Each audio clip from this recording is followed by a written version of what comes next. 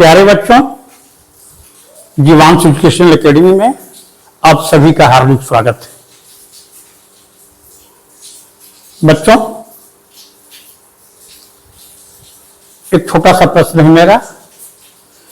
क्या कारण है कि 2 ग्राम हाइड्रोजन हमेशा 16 ग्राम ऑक्सीजन से संयोग करके 18 ग्राम वाटर बनाता है, या 12 ग्राम कार्बन 32 ग्राम ऑक्सीजन से संयोग करके 44 ग्राम कार्बन डाइऑक्साइड बनाता है? क्यों 3 ग्राम हाइड्रोजन 17 ग्राम ऑक्सीजन से संयोग करके 20 ग्राम वाटर नहीं बनाता है? और चाहे वाटर किसी भी स्रोत से हो, किसी भी कंट्री में बने, वो हमेशा बनेगा हाइड्रोजन ऑक्सीजन से ही, और वो भी मास के हिसाब से सेम रेशियो में 2:16। कार्बन डाइऑक्साइड चाहे आप कैल्शियम कार्बोनेट को गर्म करके बनाओ, कोल को गर्म करके बनाओ, सोडियम बाइकार्बोनेट को गर्म करके बनाओ, या मार्बल पर कैल्शियम कार्बोनेट पर तुम हाइड्रोक्लोरिक एसिड के रिएक्शन से कार्बन डाइऑक्साइड बनाओ,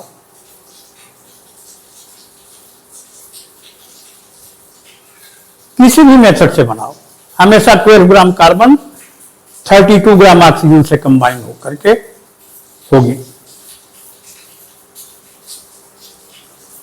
और एक और मजे की बात है बच्चों, किसी भी केमिकल रिएक्शन में, क्लास 10 में केमिकल रिएक्शन पढ़े हो, रिएक्टेंट का जो टोटल मास होता है बच्चों, प्रोडक्ट के टोटल मास के बराबर होता है।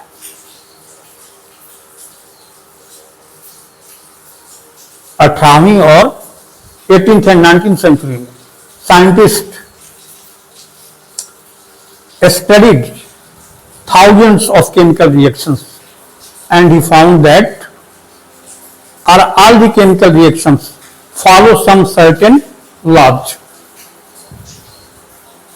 In this lecture we will learn about these laws of chemical combination.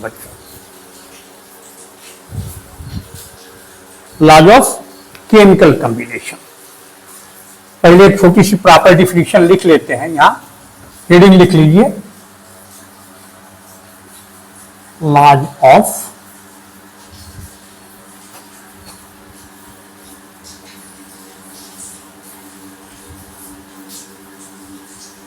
Chemical. Take out your notebook and pen.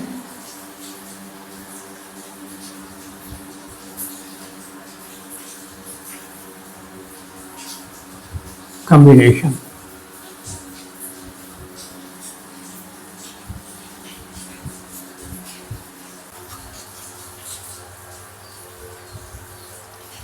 Law of chemical combination.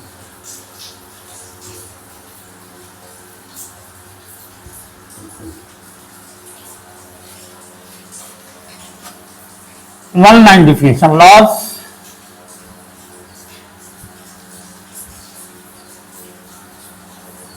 that govern the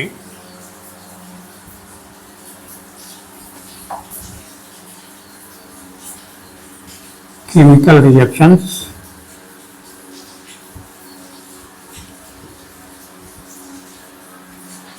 या वे laws जिनके अंतर्गत रासायनिक अभिक्रियाएं होती हैं, उनको क्या कहते हैं? केमिकल रिएक्शंस कहते हैं।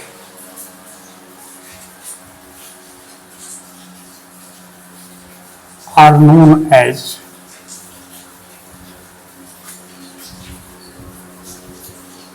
Laws of chemical reactions. Laws of chemical combination. तो तुम्हारे क्लास 11th के केमिस्ट्री में 4 लॉज पढ़ने हैं।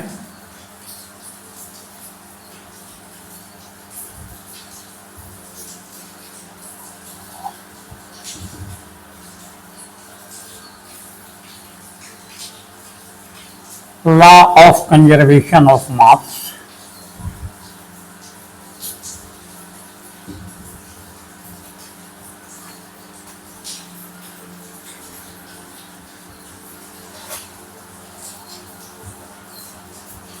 law of constant composition,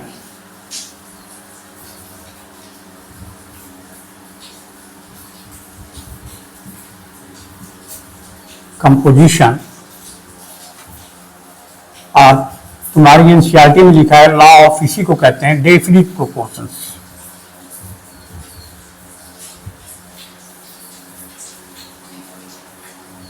law of definite proportions.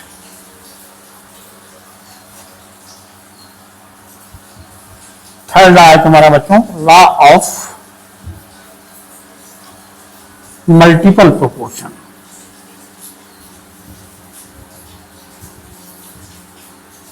law of multiple proportions।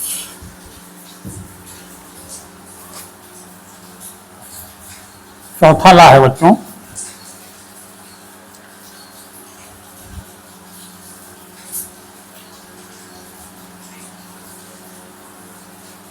Gay-Lussac's law of gaseous volumes।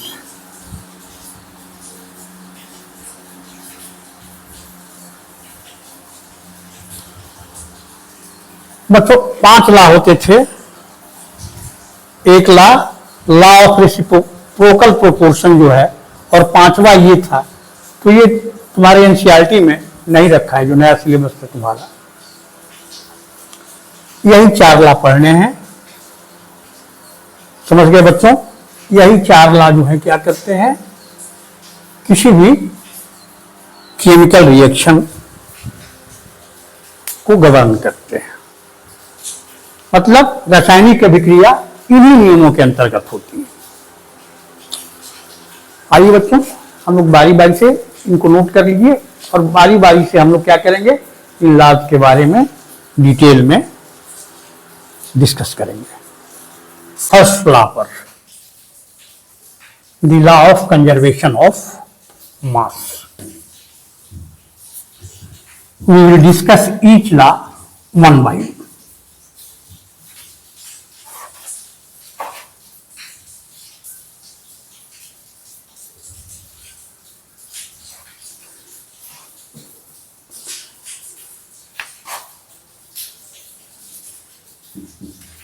This law was put forth by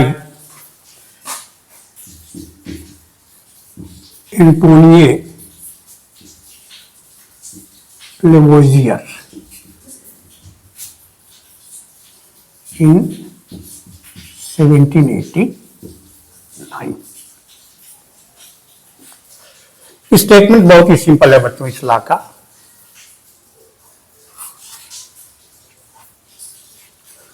This law states that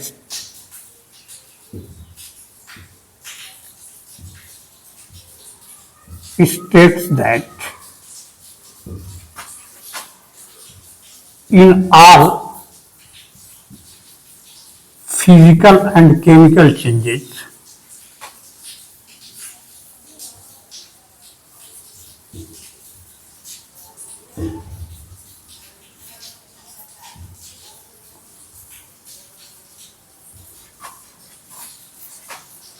the total mass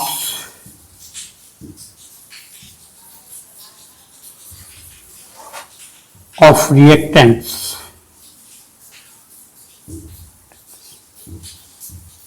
is equal to the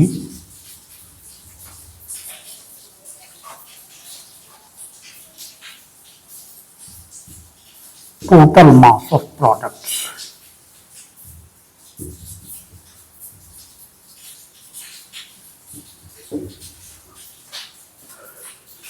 In all physical and chemical change, तो chemical change ही नहीं, physical change में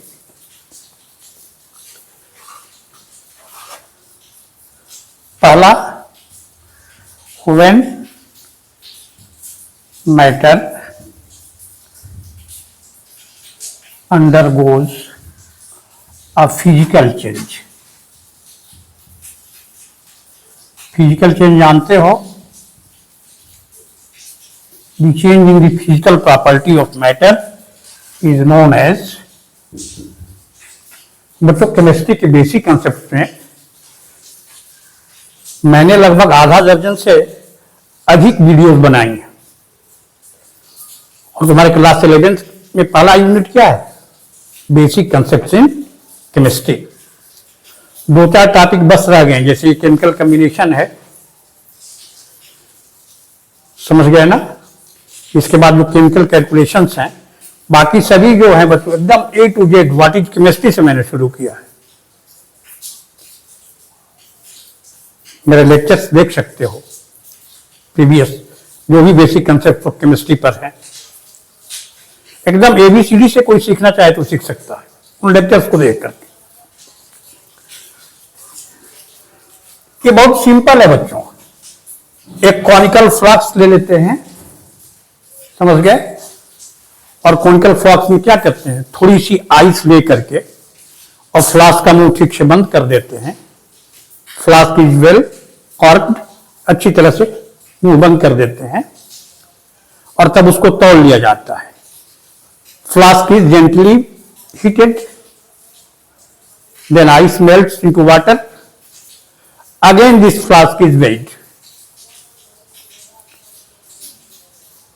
और क्या देखा जाता है कि ice का जितना था, आइस के साथ जितना फ्लास्क का वेट था, बर्फ के पिघलने के बाद भी क्या होता है, फ्लास्क के वेट में कोई परिवर्तन नहीं होता है। बस यही सिंपल, समझ गए बच्चों। मैं जरूरी नहीं समझता कि इसको लिखा जाए।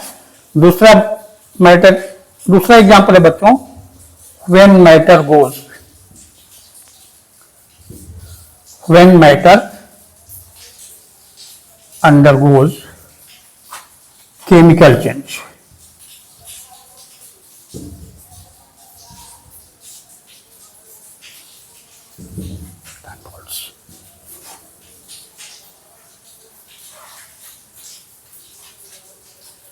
इस लॉ का स्टेटमेंट बच्चों लिख लीजिए। यहां देखिए, यही इसको एक्सप्लेन कर देते हैं बच्चों। ये ऐसी दो ट्यूब्स होती हैं,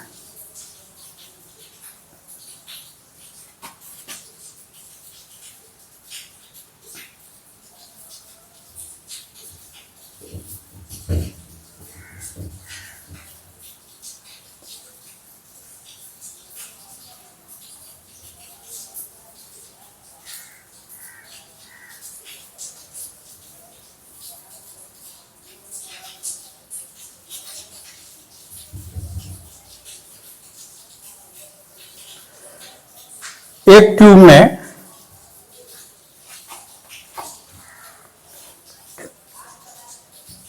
ये जो कॉमन साल्ट है बच्चों, सोडियम क्लोराइड का घोल ले लेते हैं हम लोग, और दूसरे ट्यूब में क्या होता है,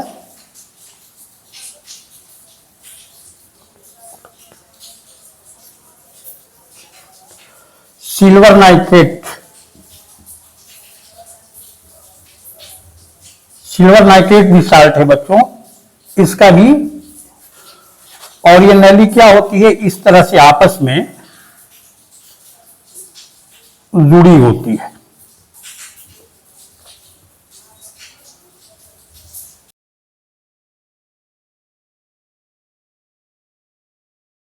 नली का मुंह क्या होता है,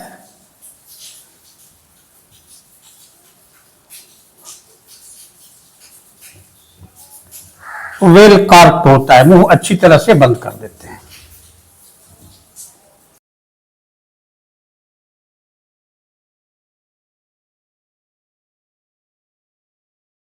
इस तरह से नली का मुंह जो होता है बच्चों, अच्छी तरह से बंद करके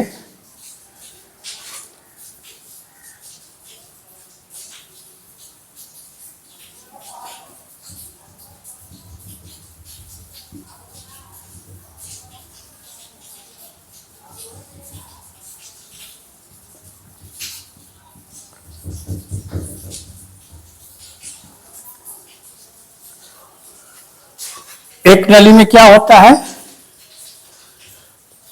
इस ट्यूब को क्या कहते हैं बच्चों, लैंडोल्स ट्यूब। इस एक लिंब में क्या लेते हैं, सोडियम क्लोराइड, दूसरे लिंब में लैंडोल्स ट्यूब के दूसरे लिंब में क्या लेते हैं, दूसरी नली में सिल्वर नाइट्रेट ले लेते हैं बच्चों। इस नली के मुंह को अच्छी तरह से बंद करके इनको तौल लिया जाता है। तौलने के बाद इस नली को क्या किया जाता है, इन्वर्टेड कर दिया जाता है। इन्वर्टेड करने पर क्या होगा, इधर से सोडियम क्लोराइड और ये सिल्वर नाइट्रेट आपस में मिलेंगे, और ये केमिकल रिएक्शन 10th में पढ़े हो तुम लोग, याद कीजिए, डबल डिकम्पोजिशन रिएक्शन।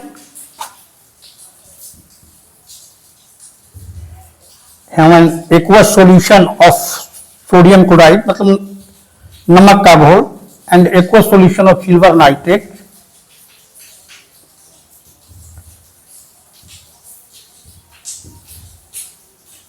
एक व्हाइट प्रिसिपिटेट मिलता है बच्चों, दही जैसा, कर्डी प्रिसिपिटेट, किसका, सिल्वर क्लोराइड का बच्चों। ये व्हाइट प्रिसिपिटेट मिलता है।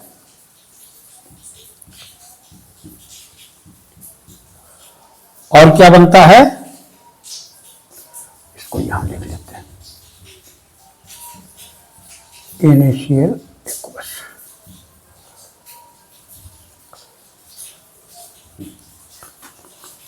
Sodium nitrate,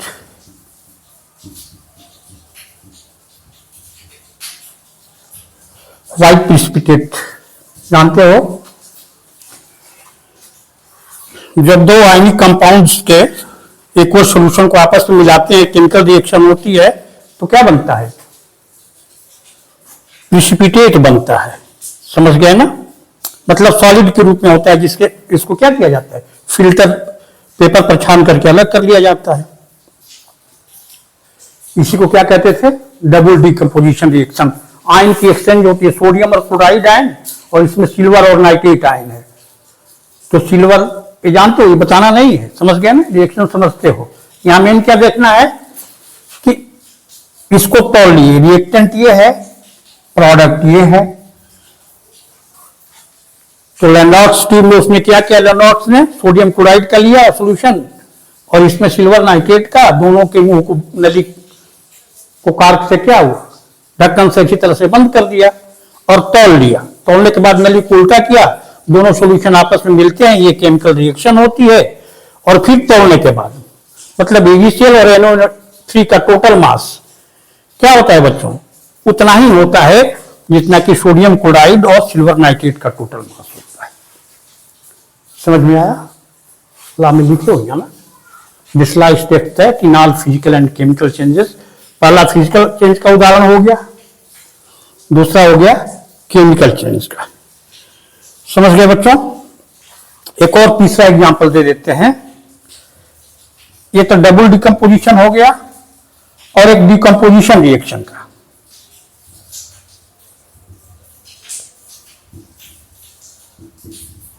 composition reaction,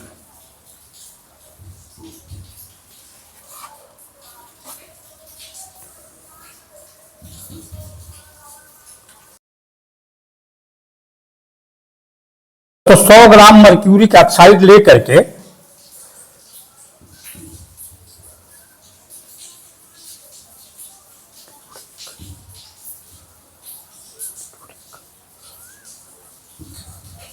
oxide 100 ग्राम ले लेते हैं, और उसको क्या करते हैं, गर्म कर देते हैं,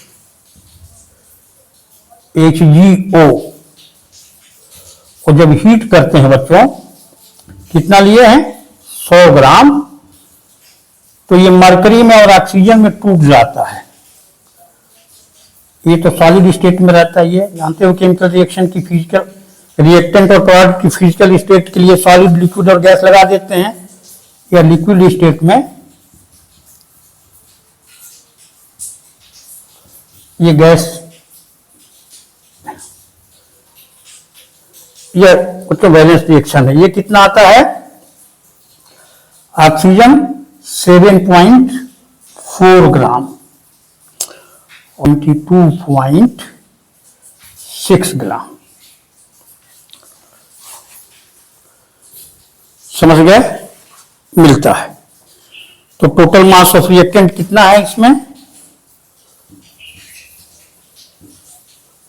total mass of reactant mercuric oxide है HgO, रिएक्टेंट कितना है 100 gram. Total mass of products 92.6 gram plus 7.4 gram, जोड़िएगा तो कितना आ जाएगा 100 ग्राम।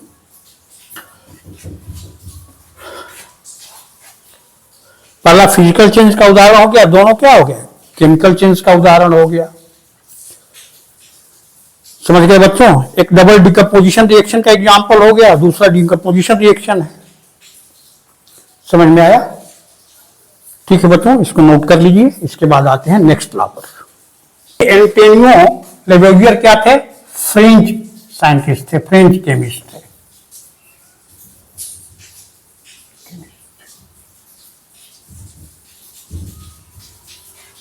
सॉरी बच्चों, यहां आई यहां रहेगा। हाँ ठीक।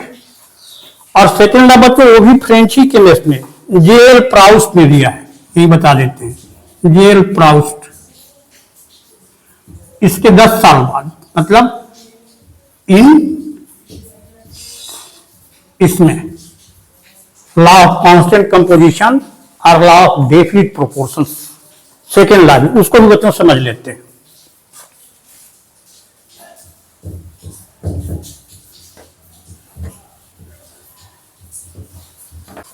बहुत सारी न्यूक्लियर रिएक्शंस होती हैं, जैसे न्यूक्लियर फ्यूजन होता है, यूरेनियम बेरियम एटॉम में टूट जाता है, समझ गए ना। तो प्रोडक्ट का जो मास होता है बच्चों, वो रिएक्टेंट के मास से क्या होता है, स्लाइटली कम होता है। इसमें इन न्यूक्लियर रिएक्शंस तो ये मास जो बच्चों कम हो जाता है, तो ये मास कहां चला जाता है? यह मास आइंस्टीन के अनुसार एनर्जी में बच्चों क्या होता है, कन्वर्ट हो जाता है। इसीलिए इस लॉ को थोड़ा सा संशोधित करके, समझ गया ना, the law of conservation of mass and energy कह देते हैं। फर्स्ट लॉ को द लॉ ऑफ कंजर्वेशन,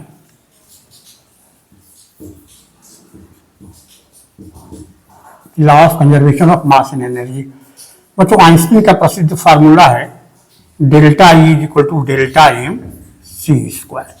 जो भी मास में कमी होती है बच्चों, वो क्या होती है, एनर्जी में कन्वर्ट, इस फार्मूले के अनुसार कन्वर्ट हो जाती है। समझ गए? क्या हो गया? Matter and energy, matter and energy are inter convertible. Mass energy, energy mass में कन्वर्ट हो सकते हैं। समझ गए ना बच्चों? But the total sum of mass and energy during any physical or chemical change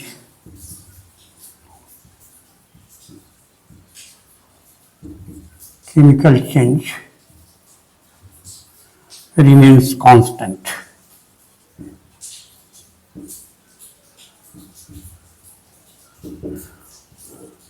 law of conservation of mass में लिखा है ना कि total mass of reactant is equal to total mass of product. लेकिन न्यूक्लियर रिएक्शन में क्या होता है, प्रोडक्ट का मास थोड़ा सा स्लाइटली क्या होता है, कम होता है रिएक्टेंट के मास से। तब तो ये मास कहां पे, एनर्जी में कन्वर्ट हो गया। इसीलिए कहा गया मास और एनर्जी का टोटल सम, समझ गए ना, हमेशा क्या होगा, कांस्टेंट होता है। इसीलिए इसमें the law of conservation of mass and energy इस लॉ को कह देते हैं इस तरह से। ठीक है बच्चों, इसके बाद आते हैं हम लोग सेकेंड लॉ पर। सेकेंड लॉ क्या है हम लोग का,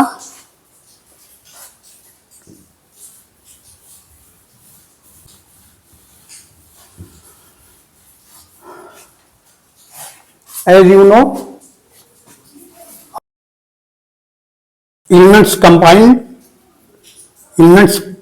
combine to form compounds। तो क्या करते हैं एलिमेंट्स, ऐसे अटेंडम रेशियो में नहीं, फिक्स रेशियो में कंबाइन करते हैं। और कोई भी कंपाउंड हमेशा सेम एलिमेंट से बना होता है, और वे एलिमेंट उस कंपाउंड में क्या होते हैं, हमेशा सेम रेशियो में होते हैं। चाहे कंपाउंड को तुम किसी भी विधि से बनाओ, irrespective of place and irrespective of method, किसी भी मेथड से बनाइए। लेक्चर के शुरुआत में मैंने इसकी चर्चा की थी, समझ गए ना। तो आइए बच्चों इसका स्टेटमेंट लिख लेते हैं हम लोग। Second law, the law of constant composition. Composition का मतलब समझते हो, किसी कंपाउंड में जो डिफरेंट एलिमेंट्स हैं वो किस रेशियो में है। कंपोजिशन का मतलब यही हो गया। Are definite, the law of definite proportions, constant composition का ये आर डेफिनिट प्रोपोर्शंस।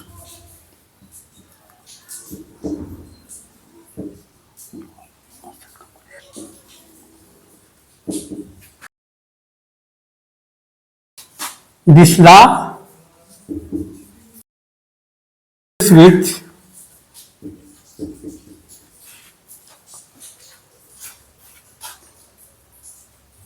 the, इसके बारे में मतलब था, deals with the composition of elements present in a molecule, present in a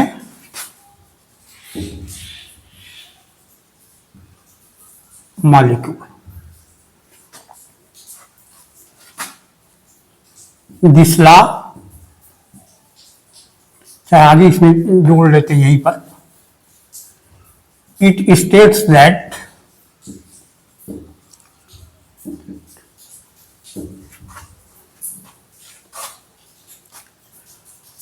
a compound is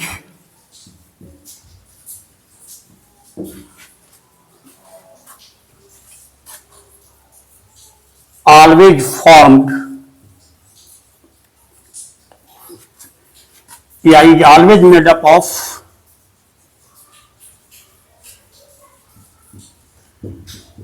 the same elements,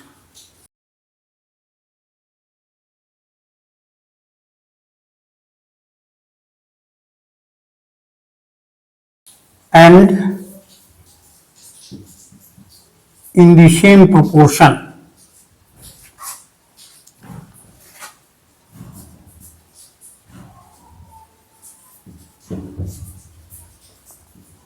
by mass।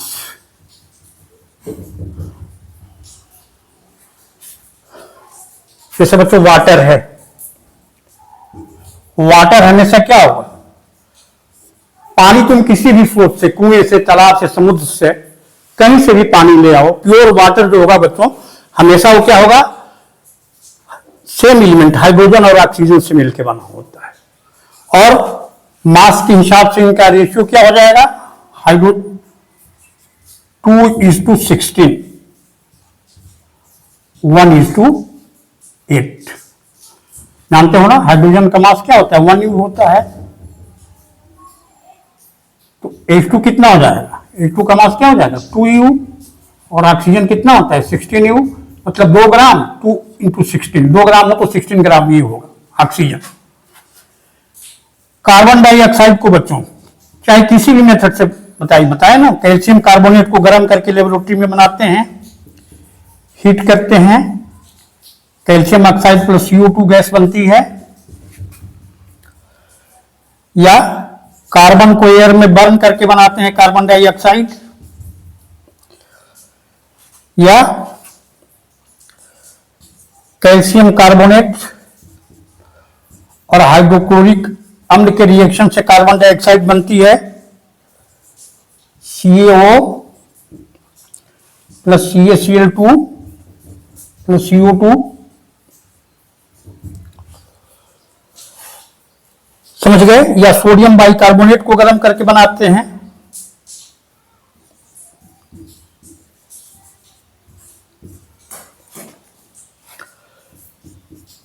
Na2CO3 plus H2O plus CO2। यहां लगा देंगे बच्चों।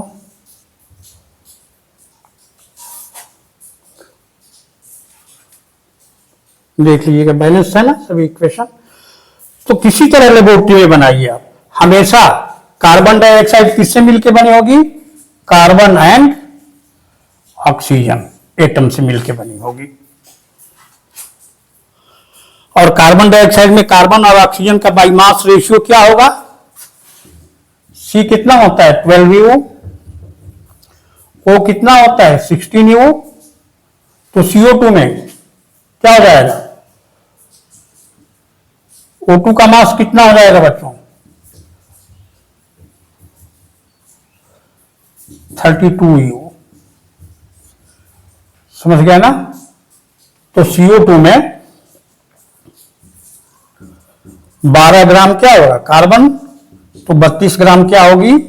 ऑक्सीजन। 12 और 32 का रेशियो निकालिए, तो ये रेशियो कितना हो जाएगा? सिंपल रेशियो में 4 से डिवाइड 3:8 के रेशियो में। यही है बच्चों ये तुम्हारा the law of constant composition और definite proportion. This law deals with the composition of elements present in a molecule. किसी भी मॉलिक्यूल में, समझ गए, जो एलिमेंट्स प्रेजेंट हैं उनके कंपोजिशन का मतलब यही हुआ, किस रेशियो में, कितने परसेंट में। वाटर का एग्जांपल पहले दिए हम लोग। चाहे किसी भी स्रोत से पानी मिले, किसी भी कंट्री में बनाइए, वाटर हमेशा हाइड्रोजन ऑक्सीजन से मिलकर बनेगा। हाइड्रोजन और ऑक्सीजन का रेशियो कितना होगा? बाई मास 1:8 होगा। कार्बन डाइऑक्साइड को लेबोरेटरी में किसी भी मेथड से बनाइए, कार्बन डाइऑक्साइड हमेशा कार्बन और ऑक्सीजन से मिलकर बनी होती है, और बाई मास रेशियो इनका क्या हो जाएगा? 3:8 हो जाएगा। स्टेटमेंट बच्चों यहां नोट कर दी है। ऑलवेज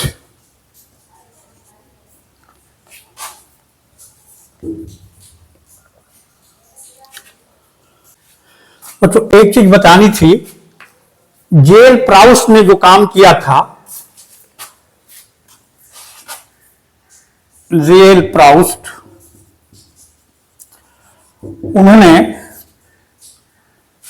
क्यूप्रिक कार्बोनेट CuCO3 के 2 सैंपल लिए थे, 2 सैंपल्स। उसमें एक था नेचुरली ऑकरिंग और दूसरा था सिंथेटिक। समझते हैं ना दोनों का मतलब? एक मैन मेड था क्यूप्रिक कार्बोनेट, और दूसरा क्या था? प्राकृतिक सोर्स से प्राप्त क्यूप्रिक कार्बोनेट था। इसमें उसने क्या किया? Percentage of copper Cu, percentage of carbon and percentage of oxygen, इन तीनों एलिमेंट्स के कंपोजिशन का अध्ययन किया। पहला नेचुरली ऑकरिंग है, दूसरा सिंथेटिक है। समझ गया ना? तो पहले में और दूसरे में, दोनों में बच्चों कॉपर, कार्बन और ऑक्सीजन का परसेंटेज क्या था? कंपोजिशन सेम था। लिखे वाला में ना, this law deals with the composition of elements present in a molecule. Compound भी लिख सकते हो। मॉलिक्यूल किसका होता है? कर देते हैं यहाँ कंपाउंड। मॉलिक्यूल तो किसी कंपाउंड के ही होता है। It is said that A compound is always made up of the same elements combined together. जब भी कोई चीज लिखते हो इन द सेम, यहां फिक्स भी कर दीजिएगा। ठीक, रिएक्शन ये समझ गए हैं? देख लीजिए रिएक्शन। सॉरी बच्चों, यहाँ H2O बनता है ना, कैल्शियम क्लोराइड वाटर और कार्बन डाइऑक्साइड बनता है बच्चों, CaCl2 प्लस H2O। यहां पर भी एरो मार्क दे दीजिएगा। ठीक,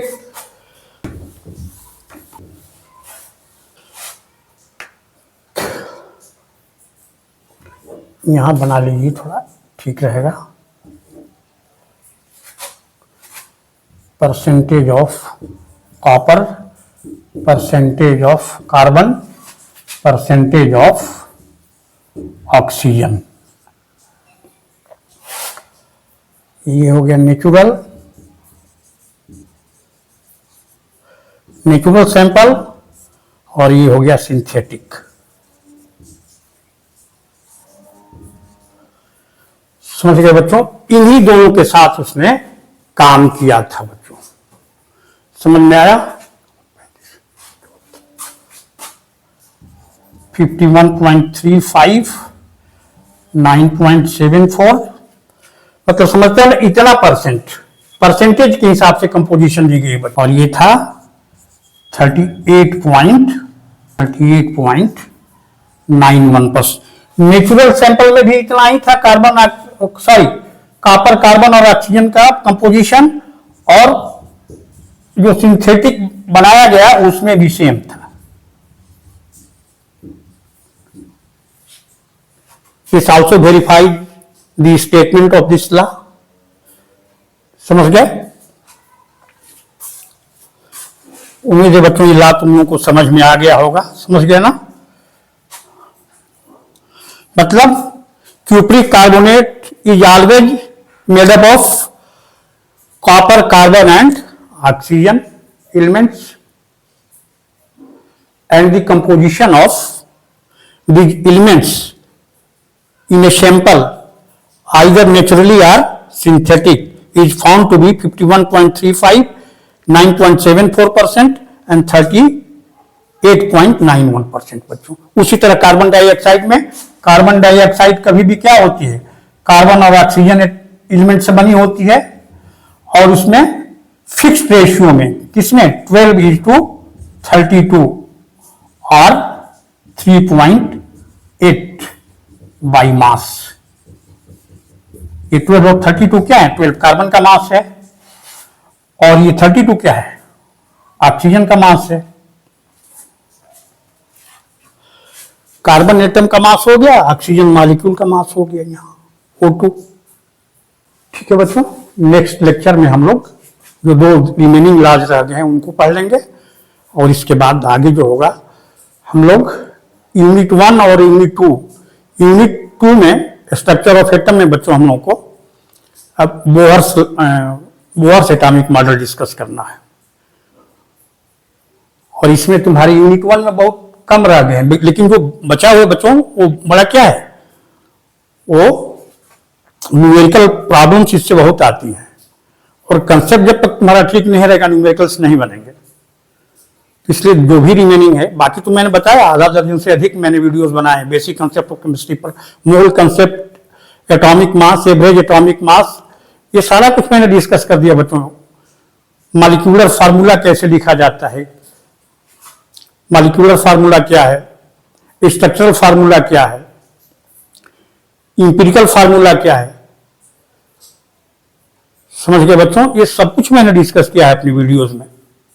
पिछला लेक्चर देखिएगा बेसिक कंसेप्ट, बट थोड़ा सा तुम्हारा छुटा हुआ है इसमें बेसिक कंसेप्ट इन केमिस्ट्री में, इसको भी साथ साथ डील करेंगे, और अल्टरनेटली चलेंगे तो दोनों यूनिट बच्चों हम लोगों को समय से पूरे हो जाएंगे। ठीक है बच्चों, मिलते हैं हम लोग नेक्स्ट लेक्चर में। Okay, thank you.